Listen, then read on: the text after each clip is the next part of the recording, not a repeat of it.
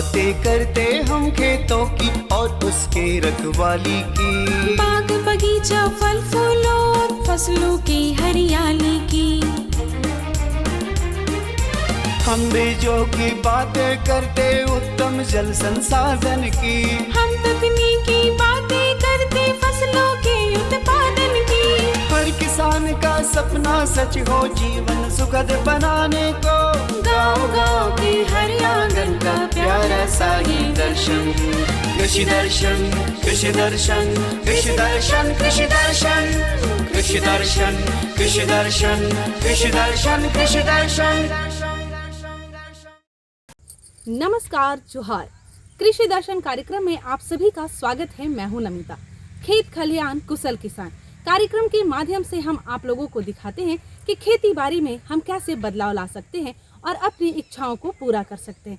तो कृषि दर्शन कार्यक्रम में आप सभी का स्वागत है। तो चलिए सबसे पहले देखते हैं कृषि समाचार। नमस्कार, कृषि समाचार में आपका स्वागत है। मैं हूं शशि। आइए देखते हैं आज कृषि समाचार में क्या है खास। राज्य के किसानों को पंप सेट और पाइप देने की है योजना। ठंड में मछलियों के लिए तैयार किया गया है रेशमीन आहार। करेला के बेहतर उत्पादन के लिए लगाएं उन्नत प्रभेद पूसा 2 मौसमी। अब समाचार विस्तार से। राज्य के किसानों को पंप सेट पाइप के लिए अनुदान देने की योजना है। इसमें 1.5 से 3 हॉर्स पावर का पंप सेट की योजना लागत 20,000 रुपये, 3.5 से 5 हॉर्स पावर का पंप सेट की योजना लागत 20,000 रुपये और 1 हॉर्स पावर का सोलर पंप सेट की योजना लागत 90,000 रुपये है। पंप सेट के साथ 200 फीट पाइप भी दी जाएगी। इन सभी पर 90% अनुदान देने का प्रावधान है। इन योजनाओं से लाभ लेने के लिए जिला भूमि संरक्षण कार्यालय में आवेदन दे सकते हैं। ठंड के मौसम में मछलियां कम खाना खाती हैं, इससे उनका शारीरिक विकास कम होता है। इस बात को ध्यान में रखकर केंद्रीय तसर अनुसंधान एवं प्रशिक्षण संस्थान ने ठंड में मछलियों के लिए रेशमीन आहार तैयार किया है। इसमें हैवी प्रोटीन, मिनरल और विटामिन पाया गया है। मछलियां ठंड में इस रेशमीन आहार को सामान्य दिनों की तरह पर्याप्त मात्रा में खा रही हैं और उनका शारीरिक विकास भी बेहतर हो रहा है। किसान भाइयों, मित्र कीट आपके फसल के लिए उपयोगी हैं। ये परजीवी भी होते हैं और परभक्षी भी। इनके संरक्षण पर ध्यान दें। इसके लिए मित्र कीटों को उनके रंग के आधार पर पहचान सकते हैं। परभक्षी मित्र कीट गहरे रंग के होते हैं और इनके पंख पर धब्बे या धारियां होती हैं, जबकि परजीवी मित्र कीट का रंग सुनहरा होता है। मित्र कीटों को सबसे ज्यादा नुकसान अंधाधुंध और अव्यवस्थित रासायनिक खाद और दवाइयों के उपयोग से होता है, जबकि जैविक खाद और जैविक दवा से मित्र कीटों को कोई नुकसान नहीं होता। सब्जी फसल में 2 तरीके के मित्र कीट होते हैं, परजीवी और परभक्षी। तो परजीवी कीट जो होते हैं, जो कि जिसको हम लेडी बर्ड बिटल बोलते हैं, इसका कलर बहुत डार्क होता है और इसके पंख के ऊपर ब्लैक कलर के या तो डॉट्स रहेंगे या तो ब्लैक कलर की लाइंस रहेगी। और परजीवी कीट में जो होता है, जैसे डायरिट्रियला रैपी की बात अगर करेंगे, जो कि एफिड का बहुत अच्छा परजीवी कीट है, ये एफिड को ममीफाइड कर देते हैं। कलर गोल्डन बन जाएगा और ऊपर से एफिड ममीफाइड हो जाएगा। राज्य के जो किसान करेला की अगाध खेती करना चाहते हैं, वे वर्तमान तिथि से लेकर जनवरी तक बुआई कर सकते हैं।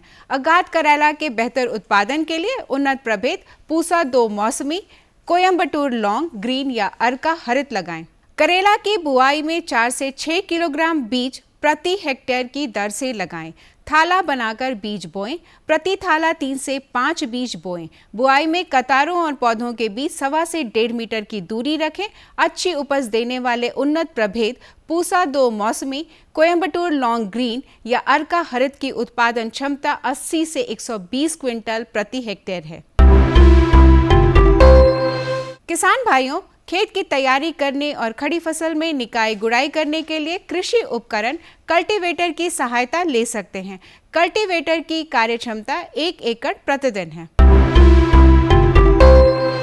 आइए जानते हैं भिंडी फसल में समेकित कीट प्रबंधन के तहत रासायनिक दवा के बिना कैसे कीट नियंत्रण करें।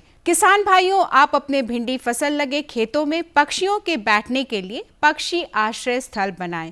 प्रति एकड़ की दर से 5 पक्षी आश्रय स्थल बनाएं। ये पक्षी फसल में लगने वाले कीटों को मारकर खाएंगे, इससे फसल कीट मुक्त रहेगी। और अब एक नजर राज्य के 5 प्रमुख शहरों के मौसम के मिजाज पर। आज राज्य के 5 प्रमुख नगरों के अधिकतम और न्यूनतम तापमान कुछ इस प्रकार दर्ज किए गए। रांची का अधिकतम तापमान दर्ज किया गया। कृषि समाचार में आज इतना ही। अगले दिन अगले अंक में फिर मुलाकात होगी कुछ ताज़ा तरीन खबरों के साथ। तब तक के लिए दीजिए इजाजत। नमस्कार, जोहार। अभी आप देख रहे थे कृषि समाचार, जहां खेती बाड़ी से जुड़ी ढेरों जानकारियां आपने ली। मंडी का भाव, मौसम का मिजाज, नीति, तकनीक, उपकरण के बारे में जाना और भी बहुत सारी बातें करेंगे, लेकिन उससे पहले लेंगे छोटा सा विराम।